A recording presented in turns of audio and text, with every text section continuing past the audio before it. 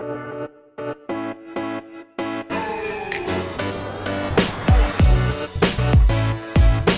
like to introduce today's risk management track presentation. It's entitled Cyber Tsunami Part 2, Tactics and True Stories. And for this session, we're joined by Sheri Pontolillo, the president and co-founder of InterWeb Insurance. Sheri, welcome. Thanks so much for being here today. I know we're all anxious to hear what you have to share. That's a great title for a presentation. So without further ado, I'm going to pass you the controls. All right, thank you very much. Yeah, this is called Part 2. And we did the Part 1, a few weeks ago, and it was a nice presentation early in the morning.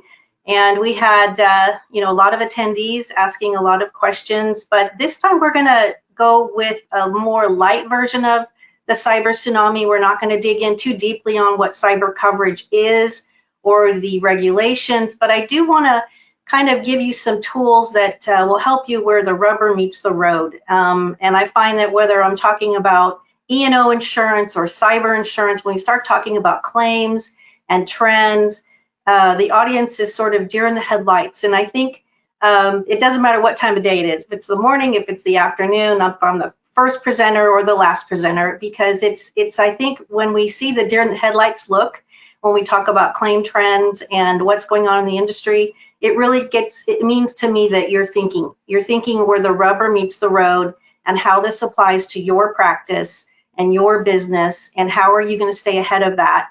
And as the title implies, the Cyber Tsunami, and if you look at the acronyms in that wave, what you're seeing is what is coming at you, and that is a lot of regulation. We have a lot of bad actors trying to find funds. We have a lot of regulators that are going to be doing some sweeps, and we all have new responsibilities in terms of cyber prevention, cyber event prevention in our businesses. So I'm going to dig into that a little bit, and we're going to really focus this time on those cyber events that can potentially happen, and then what types of insurance would apply, because it's more than just a cyber policy. We have other forms of insurance that could interplay with a cyber event. So that's what we'll be working on today. So we'll go into a little bit about the tsunami defined. I'm going to just briefly show you some of the trends that are happening with cyber insurance and cyber events.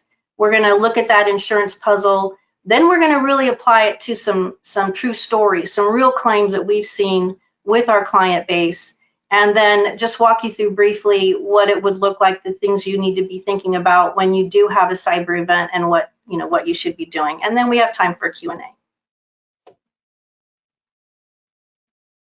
So tsunami defined, again, there's a regulatory wave. They are focusing on this.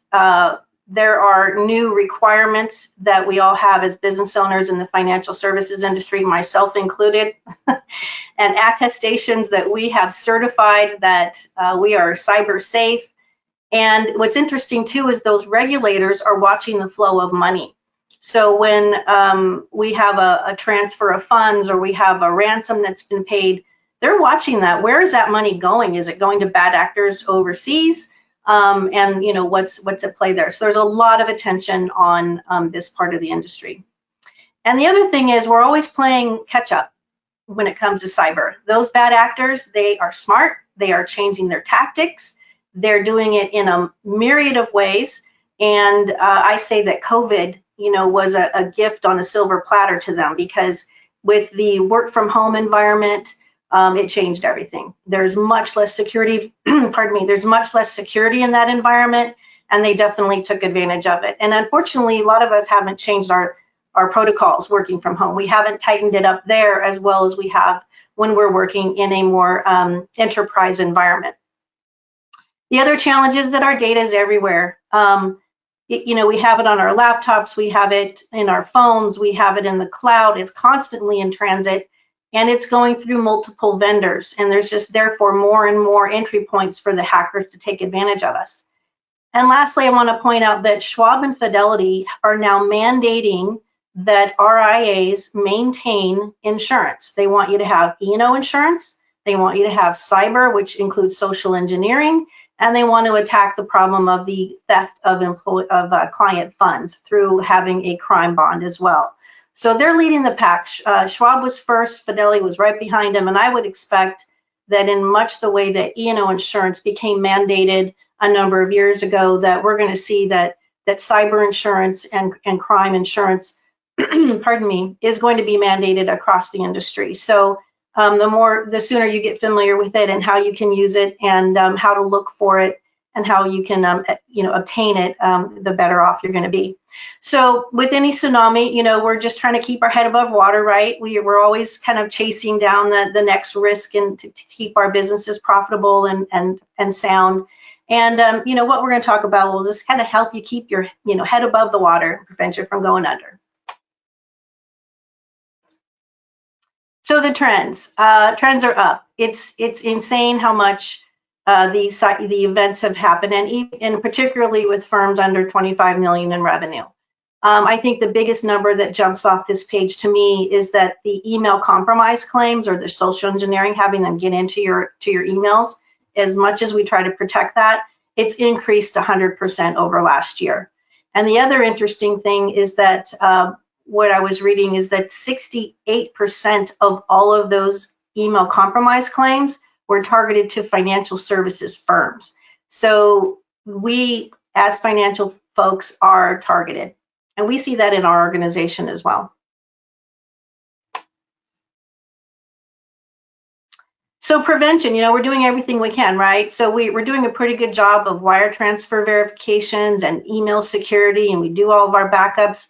And I have the other two unchecked because I think we all can do a better job of managing our passwords through, all these sources. I think we're all guilty of using the same one too many times, and you can be guaranteed that that's in the deep web. And also multi-factor authentication. It's a hassle, but it's really important, and we all should be making use of that. But in spite of all that prevention, we find that we just can't prevent a cyber event. And it's the humans that make that happen. And I was at a conference several years ago, and I was talking with kind of a white hat hacker, muckety muck guy that worked in the international arena. And I said, what can be done? How do you prevent it? And he said, you can't. You just have to buy insurance. And that was years ago. And I think he was right. So the way that they do it and their tactics is, they get in with the emails through phishing, and that's a result of poor password, and they can get in there. They can then scrape off all the documents on the emails. What do those documents contain?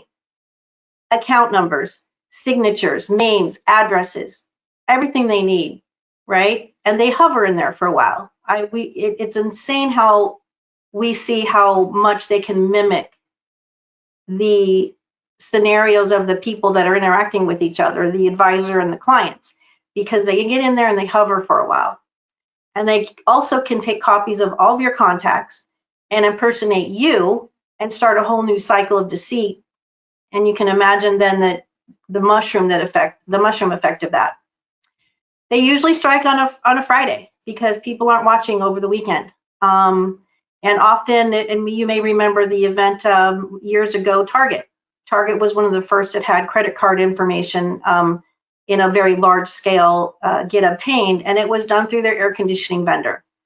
So it doesn't you can do everything you're doing, but if your vendors and your advisors or your friends or whomever is weak, that's a way for them to get in. And lastly, they like to lock up your system for ransom. Ransomware is one of the other rapidly growing cyber crimes, and of course their goal is to make money. And it's a very profitable business, by the way. So when we're going into the insurance discussion, I kind of think about when you talk about something that's going to be almost inevitable, one other thing that came to mind was workers' comp. There are just some industries that are going to have claims because of the industry that you're in. And for workers' comp, I'm looking at a home improvement warehouse, right? What do you have? You got slick floors, chemicals, high shelves, heavy objects, et cetera, all the hazards that are inherent in a home improvement store. So you got caution signs and caution tape and safety gates and all these other safety tools, but you know they're still going to have a claim. It's just, did you do what you needed to do to try to prevent it? Do you have a defense? Are you prepared? Did you do everything you possibly can, and therefore you're not negligent in any way? Well, I see the same thing, and I kind of make the same analogy to a financial services firm. We have inherent risks. We handle client accounts. We have all of their protected information. We have the ability to transfer money. We have tons and tons of data. Think about how much data we have over a long period of time about the same client. And all of that's transmitted over the internet. We also have people risk. People do make mistakes. They click on the wrong button. They put in the wrong figure. They say the wrong thing. They lose their devices. And then on top of that, we have regulatory requirements, which means that we have a, kind of a bullseye on our back from the regulators who want to, see that we're all doing the right things. So the prevention, the preparedness is, the multi-factor authentication, the VPNs, the voice verification, the data backup and security encryption, and so on. And I would say you all have made a huge investment. This industry has made a huge investment in the right vendors to help you be safe. I want to point out the Chief Information Security Officer, the CISO. That's the person, whether they're the chairman of the board or a senior officer, but they have to be in that high-level position to certify. They actually sign the certification of compliance with the various regulators that want you to do so. I had to do it for New York. It's just something we have to do. And so if you haven't identified your CISO, we'll talk about that more in a little bit. Now, I'm really sorry that this slide is got a lot of words on it, but I thought this was probably the most efficient way to show you the 4 main policies that we will see utilized or could be utilized in the event of a claim. So the first is, of course, cyber insurance, and it has a bucket of benefits, including the data breach response coverage, which, really is one of the most used benefits of a cyber policy. And then where you have systems and data that needs to be replaced or restored. If you're down in your business because of what is going on with your systems and you lose money, you have what's called business interruption coverage. And it has cybercrime elements where it covers fraudulent funds transfer and extortion and ransomware. And that's primarily on the cyber policy for the loss or the payments that you make out of your own accounts, not your client's accounts. So the key benefit there is the forensic review. When you have cyber insurance and you've had a data breach or something's happened where you're pretty sure they got into your email system or into your back end for any reason, you want to do a forensic review. If you don't have cyber insurance, that's a $25,000 bill right from the get-go, minimum. But those forensic reviews are included when you have cyber insurance. The other thing that's unique and most used with cyber insurance is it's the only policy that we know of, I should say, I'll qualify that, but common policy that would cover fines and penalties. So if you, for example, failed to respond in a timely manner outside of your state's requirements for a cyber data breach, and you're fined for that, the cyber policy will pay those fines and penalties. I think that's what makes the cyber insurance pretty unique. When is it most useful? If you have that email breach, if you have someone we call social engineering, that's when the perpetrator is impersonating somebody else. They call that social engineering. That's usually how funds transfer fraud occurs. Or if you have regulators involved. If you have regulators involved, you're potentially looking at a fine or a penalty. So that's when cyber can be very useful. Unfortunately, majorly unfortunately, the cyber insurance industry isn't too fond of the financial services industry when it comes to funds transfer fraud. And they usually now exclude the loss of client funds. If it's your funds, if it's funds in your account, which doesn't happen in the financial services world, it's not going to cover the loss of client funds. We don't want to represent that it does, because while they say they cover the loss of client funds, if you go and you really read the details of the policies, it has to be in the insured's account. And that's not how this industry works. So we don't rest on that language of client funds in a cyber policy. We look to other avenues. So then the next type of coverage is directors and officers. Now, these are claims coming from shareholders or employees for management's failure to act in their capacity as such, right? The nice thing about D&O is that it covers regulatory defense. That's why it's bolded.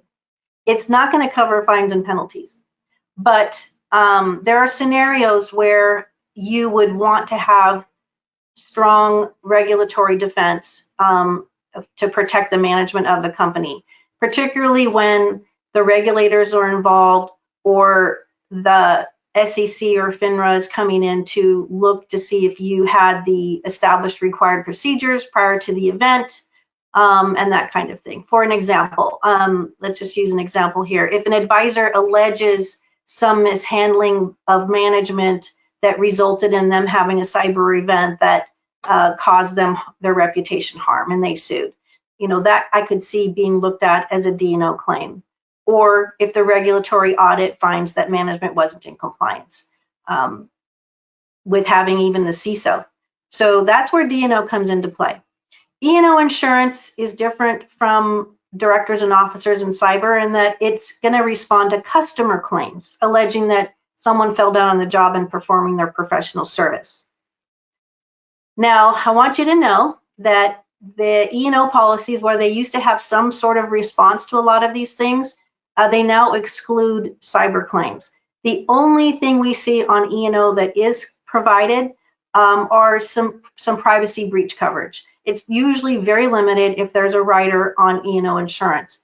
There are a few carriers that we utilize that have extremely broad endorsements for cyber on the E&O, but they're rare. So if you see just a cyber rider, you need to dig or have your agent really dig for you and see if it's as robust as coverage you can get by buying cyber insurance separately. So can I think of a claim that would potentially be covered under E&O? And the only thing I could really come up with, I haven't seen one, but for example, if there was a loss of investment value, right, due to a delay in executing a trade while we attempted a voice verification or something like that. But it's really a claim coming from customer that you fell down on the job. And lastly, and very importantly, crime bonds. Crime bonds, also known as fidelity bonds, these are going to cover theft and fraud. And it's kind of two-sided. It covers internal theft, something happens like with a rogue employee, but it also covers the liability to third parties. And most of these bonds have riders that will cover scenarios where you have unauthorized signatures, fraudulent emails, unauthorized, voice instructions and facsimile communications and so on and so forth. So that's where we're finding we get the coverage for the loss of client funds is really in the bond. And sometimes we have to report to two. We don't automatically do that. We want to just talk with the customer, the client, our insured, and determine, what's the best course of action at this time. It may change in 3 months or a month when we find out more information, but you do have multiple policies available to you. One thing to know about crime bonds and fidelity bonds is that they are reimbursement type policies. So they don't have the duty to defend you. They have the option to defend to protect their interests if they want to, but they typically don't. And however, they do usually add a small limit to cover defense costs, and that limit is in addition to the base bond limit. So like we say, the big bold letters on the right-hand side, this is where we're most likely going to find coverage for the fraudulent funds transfer of client money. So a couple considerations. The fact pattern of each claim circumstance varies greatly, and that's how we decide which policies should be triggered before we tender those claims. And keep in mind too that multiple policies will, if they're triggered, will trigger 2 deductibles. So, every policy has a deductible or retention. And then we also have to keep in mind that most policies have what we call an other insurance clause that says, if there's other insurance, and they all say this, if there's other insurance, theirs is primary, ours is secondary. So at the initial stages of a claim, if you do tender to more than one carrier, you got to get a little push and pull between the 2 insurers, but it always works out because you're not going to have 2 policies and have both carriers not respond to your claim.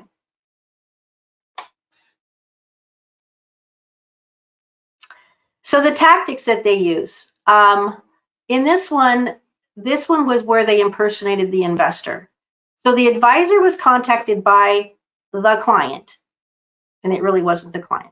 And they wanted $775,000 transferred to an account in Singapore to purchase a property that they found while he was on vacation. So this hacker provided the rep with the banking information and the money was transferred. And we see that voice verification allegedly had occurred, and allegedly was the key word. Now, in this scenario, the perpetrator knew that the client was on vacation in Singapore. The details here are incredible, and this was quite a while ago. So these guys are smart. Knew that he was on vacation in Singapore, knew that he had an account at the Singapore bank. The hacker set up his own account at the same bank to make it all look super legit. And it wasn't, this fraud wasn't discovered until well over a month when the client came back from vacation. This is another similar story. The advisor was contacted by the hacker and they wanted $35,000 urgently wired to a bank overseas while on vacation. Now, this is interesting. So the broker-dealer compliance officer, he wasn't satisfied. He didn't like what was going on with this order. And he wanted to do voice verification. But the advisor went to senior management and insisted that this, very important, large client, it was annoying that they had to do the voice verification, and let's just pass on it. So the president of the broker-dealer okayed the transfer. And then another one. And then a third one was requested, and it was then obviously found out to be a fraud. Again, this perpetrator knew that the actual client was on vacation and made his move at that time. Why? Because they hover around in the emails and they see what's going on in the communications, and that's when they make their move. Now, what kind of insurance would respond here? Obviously a bond. This was the loss of client funds. But do you think maybe the D&O might kick in because management really kind of fell down on the job here? I think if the regulators got a hold of this one, they'd have a field day with it. Here was an interesting twist, and this has been happening more now, where they impersonate the advisor. Why? Because we don't do voice verification between the advisors and the home office, right? So in this case, the investor's emails were compromised. So this started at the client level, and then the perpetrator tricked the advisor through an email from the customer and gained access to the advisor's system. And then he impersonated the advisor to the broker-dealer home office and placed a trade order of $245,000. Now, again, knowing that there's voice verification procedures between advisors and clients, but not advisors and the home office, that's the route that they took. And I just love how, I'm just amazed at how they, hover around in the investor's emails long enough to know how to communicate with the advisor to trick the advisor. We're always behind. We're behind on this. We're playing catch up all the time. This is a new one too. So they impersonated the advisor and they stole the advisor's money. It was his own account. So he was able to get into the advisor's emails and give the home office fraudulent instruction to move money in the amount of $248,000 that was actually the advisor's own money. And in this case, it was flawless how they impersonated the advisor to the home office. The way that they can do that is a technical way where they redirect the victim's email domain and they impersonate them perfectly. And in this case, this was an interesting one because you have insurance has what we call insured versus insured. We're not sure if this claim is going to be covered because it's the insured advisor's money that was stolen, and it's kind of against his firm. So there's we're going to push back if this claim doesn't get covered. But it's an interesting one because it really is a cyber event. Is it considered client's money, outside money, or is it inside money? So that's the debate on this particular claim. And then lastly, this is the last story, kind of interesting. So this broker dealer had a breach, right? They reported it to their cyber insurer. They got legal counsel, and they reported to the New York DFS, which they should have. And they did an investigation. They wanted to fine them over $1 million. So they hired an outside firm to handle this, and they got it down to $150,000, but New York would not let that fine be covered by the insurance. So this was a very unique situation, and this is why we're stressing having a CISO. So if you have an event, get your CISO involved, report it immediately. You're going to get a breach coach, privileged information. They're going to determine the scope, and you need to then rectify.